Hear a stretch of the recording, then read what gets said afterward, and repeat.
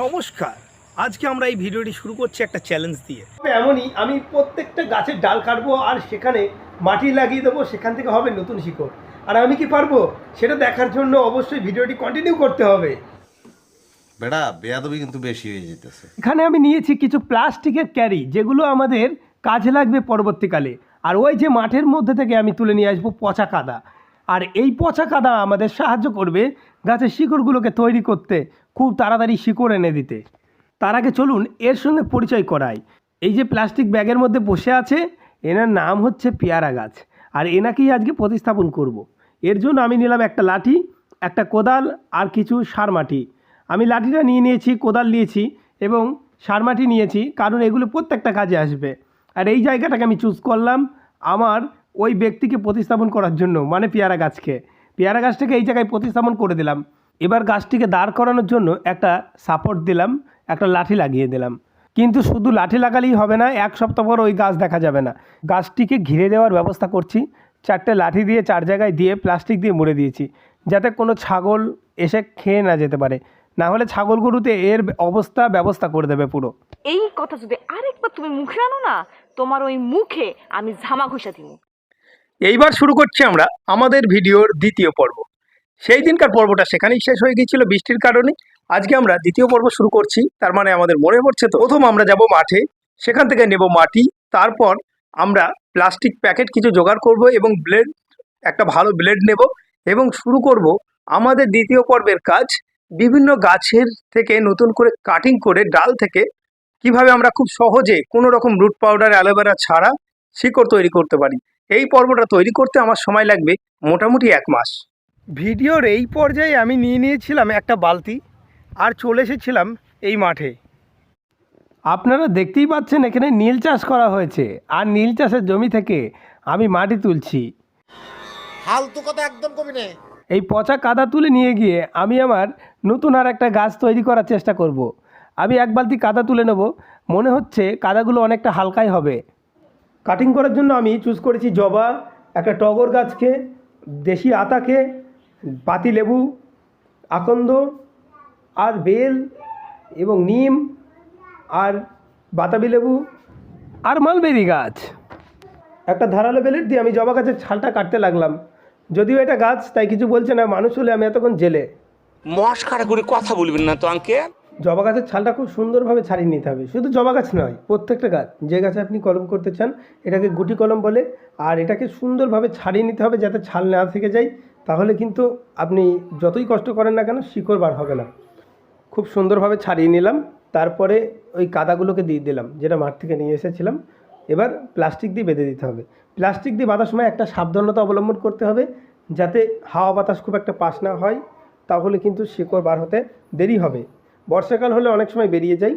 আর আমি দেশি আতাটাও এইভাবেই করে নিচ্ছি, দেশি আতার ছালও ছাড়িয়ে নিচ্ছি।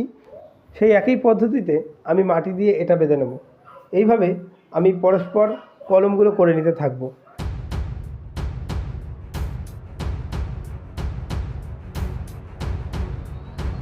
আমাদের মোটামুটি কাটিং সব কমপ্লিট এবং বাঁধাও কমপ্লিট হয়ে গেছে। আমরা এবার অপেক্ষা করব 15 দিন।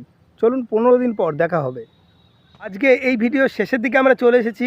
আর এখানে এই যে দেখতে পাচ্ছেন, এটাই দেখতে পারবেন, বুঝতে পারবেন যে কতটা দিন হয়ে গেছে। আমি বলেছিলাম 15 দিন, কিন্তু 15 দিনের জায়গায় আজকে 25 দিন 30 দিন হতে চলেছে। আর আমি এই যে হলুদ গাছগুলো ছিল, এই কাঁচা হলুদের গাছগুলো, এই হলুদ গাছগুলো অনেকটাই বড় হয়ে গেছে। সব থেকে বড় প্রমাণ হচ্ছে এই ফুলের জমিটা। এই জমিটা তখন হয়তো ফাঁকা ছিল, ভিডিওটা প্রথম দিকে দেখলেই বোঝা যাবে। ফাঁকা জমির উপর দিয়ে হেঁটে গিয়েছিলাম আমি কলম করার জন্য। আর এখন কত বড় ফুল গাছ হয়ে গেছে, গাঁদা ফুল হয়েছে। প্রথম আমি দেখবো এই মালবেরি গাছটা, এই গাছটার একটা কলম কেটেছিলাম, সেই কলমটার অবস্থা কি। চারিদিকে বর্ষায় জঙ্গল হয়ে গেছে। এই যে কলমটা কেটেছিলাম, শিকড় বার হয়ে ভর্তি হয়ে গেছে। এটা খোলার কিছু নেই, সবাই দেখতেই পাচ্ছে। এই পাতাটা সরিয়ে দিই, নিচের ডালটা লাগবেও না। এই যে শিকড় বার হয়ে ভর্তি হয়ে গেছে, তাহলে এই ডালটা আমাকে কেটে দিলে আর একটা গাছ হয়ে যাবে। দ্বিতীয় গাছটার কাছে আমি যাই। এই যে সে বাতাবি লেবু গাছের কলমটা, আর এই কলমটার অবস্থা কি আমি সেটাই দেখব। কলমের প্লাস্টিকটা খুলতে গিয়ে হাতে একটা কাঁটা বেঁধে গেল। যদিও এটা কোনো কাজে আসেনি হয়তো, কারণ শিকড় হয়নি। আমি বলেছিলাম এই যে পুরো যে ইয়েটা ভালো করে দেখলে বুঝতে পারবেন, পুরো ছাল হয়ে গেছে, এই গাছের ছালটা হয়ে গেছে, তার মানে হয়তো ভালোভাবে কাটা হয়নি, সেই জন্য এইটা মিসিং। দ্বিতীয়টা আমাদের মিসিং গেছে। আর আমার হাতেও কাটা বিঁধলো। এই গাছটা ভুলবশত এই যে পুরো রক্ত বেরিয়ে গেল, এখানে অল্প কাটা বিঁধে গেল এক জায়গায়। তৃতীয় নিম গাছটা শিকড় এই যে দেখতেই পাচ্ছি আমরা ভর্তি হয়ে গেছে, তার মানে নিমের কলম এইভাবে কাটা যায়। কত শিকড় বার হয়ে গেছে, নতুন গাছ একটা তৈরি হয়ে যাবে নিমের। এবার আমাদের দেখার হচ্ছে বেল গাছ। বেল গাছের কলমটা কোথায় কেটেছিলাম, এই যে বেল গাছের কলম। বাবার এটাও কাটা গাছ, খুব সাবধানে খুলতে হবে। আর কাটা বিঁধাচ্ছি না, বেলের কাটা খুব খারাপ। আর ওপরে ভিজে গেছে গাছটা, পুরো জল হয়ে গেছে। এই যে এটাও শিকড় বার হয়েছে, এই যে দুই সাইডে শিকড় বার হচ্ছিলো, কিন্তু আমি অনেকটা আগে খুলে দিয়েছি। তার মানে এটা থেকে বুঝতে পারলাম যে বেলের কলম হতে একটু দেরি হয়, কাঁটা জাতীয় গাছের কলম হতে মনে হচ্ছে বেশি দেরি হয়। আর আকন্দ গাছের এই যে এখান থেকে ডাল বেরিয়ে গেছে, আকন্দ গাছের কলমটা হয়নি, কে ডালটাই পুরো ভেঙে নিয়ে চলে গেছে। এই যে রাস্তা, এখান থেকে যেতে গিয়ে কারোর অসুবিধা হয়েছে, ডালটাকে ভেঙে দিয়েছে, এই যে ডালটা পড়ে গেছে। তাই এটা আমাদের মিস্টেক হয়ে গেছে, এটা মানুষের জন্য হয়েছে কি শিকড় হতো এটা জানতে পারছি না। জবা গাছটাকেও খুলছি না, কারণ এই যে বাইরে থেকে শিকড় এটাও বেরিয়েছে, বুঝতে পারছি যে শিকড়, কারণ তো জবা গাছটা লাগানোর দিনই খুলবো। আর এই কালার জবা আমার কাছে ছিল না, এটা গোলাপি কালার জবা। পাতিলেবুর শিকড় এমনিই খুব তাড়াতাড়ি বেরোয়, পাতিলেবুর শিকড় তো বেরিয়ে ভর্তি হয়ে গেছে, আমি দেখতে পাচ্ছি। তাই এটাও খুললাম না, যখন লাগাবো তখনই খুলবো এগুলো।